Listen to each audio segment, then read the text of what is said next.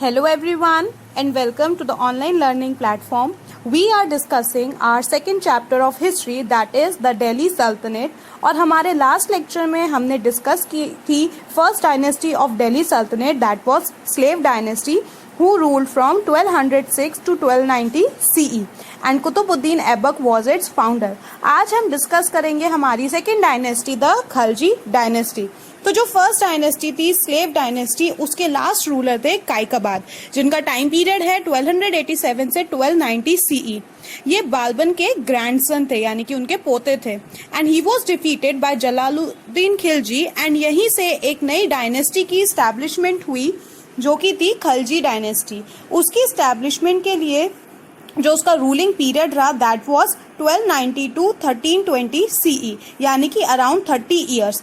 And this rise of Khilji dynasty marked the end of Turkish monopoly of high officers, यानी कि जो higher ranks सिर्फ Turkish chiefs को दी जाती थी अर्लियर, वो अब खत्म कर दी गई. ये जो खलजी रूलर्स थे ये देवर नॉन टर्क्स, ये टर्किश नहीं थे, इसीलिए इन्होंने नॉन टर्क्स को ज्यादा हाई पोजीशन ग्रांट की. एंड जो फर्स्ट रूलर हैं, जो फाउंडर हैं, जिन्होंने रिवोल्ट को लेड किया था, that was Jalaluddin Khilji. His ruling period was from 1290 to 1296 CE. बहुत ही शॉर्ट पीरियड रहा है, अराउंड सिर्फ 6 ईयर्स तक इन्होंने रूल किया. He suppress the revolts of Balban successor, यानी कि बालबन्स के जो ग्रैंडसन थे उन्होंने जो रिवोल्ट किया था उसके अगेंस्ट, उन सबको सप्रेस किया. एज वेल एज जो उस टाइम पे मंगोल अटैक्स हो रहे थे या वो जो मंगोल के इन्वेजन्स बढ़ रहे थे उनको भी कंट्रोल किया था. He believed in the secular state concept. उनको पता था कि इंडिया एक सेक्युलर कंट्री है, अलग अलग रिलीजन के लोग हैं, तो हम ऐसे ही कोई भी एक रिलीजन उन पर फोर्सफुली नहीं अप्लाई कर सकते. इसी वजह से he gave the right to the people to follow any religion. He was murdered by his nephew and son-in-law Alauddin Khilji, यानी कि उनका मर्डर कर दिया गया था. उनके नेफ्यू थे और उनके सन-इन-लॉ भी थे अलाउद्दीन खिलजी, जिन्होंने उनका मर्डर कर दिया. So second ruler of this dynasty was Alauddin Khilji who ruled from 1296 to 1316 CE. Earlier क्या थे, वो एक गवर्नर थे. Now he was a very ambitious ruler, जिन्होंने इंडिया में एक बहुत वास्ट एम्पायर का एस्टैब्लिशमेंट किया. गुजरात, रणथंबोर, चित्तौड़, मालवा, जेलोर सबको अपने किंगडम में मिला लिया. And he was the first Delhi sultan जिन्होंने विंध्या रीजन को क्रॉस करके डेक्कन पर कंट्रोल किया. एंड साउथ के जितने भी उनके कैंपेन्स थे उनका चार्ज दिया गया था मलिक कफूर को. मलिक कफूर जो कि अलाउद्दीन खिलजी के एक बड़े फेवरेट और बहुत ट्रस्टेड स्लेव थे, उनको सारा चार्ज दिया गया था साउथ का. एंड 1313 CE तक साउथ के जो मेजर रूलर्स थे, जैसे कि पांड्यास हो गए, यादवास थे, काकतियास थे, होयसालास थे, इन सभी ने अलाउद्दीन खिलजी की ओवरलॉर्डशिप एक्सेप्ट कर ली, यानी कि उनके अंडर आ गए. अलाउद्दीन खिलजी ने बहुत बड़ी आर्मी मेंटेन की थी to fight against the Mongol attacks, right. And these Mongol attacks they increased during his period, और बहुत सारे रिफॉर्म्स लेकर आए Alauddin Khilji. Let's discuss about them.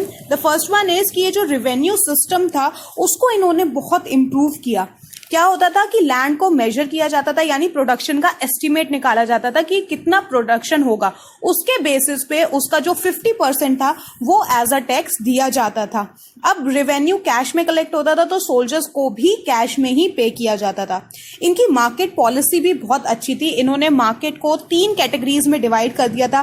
पहली थी फूड ग्रेन्स के लिए, सेकेंड वन क्लोथिंग के लिए, और जो थर्ड थी that was for horses, kettles and slaves. अब एक ऑफिसर्स भी थे जो कि चेक करते थे इन सब चीजों को मार्केट में. He was known as Shahana.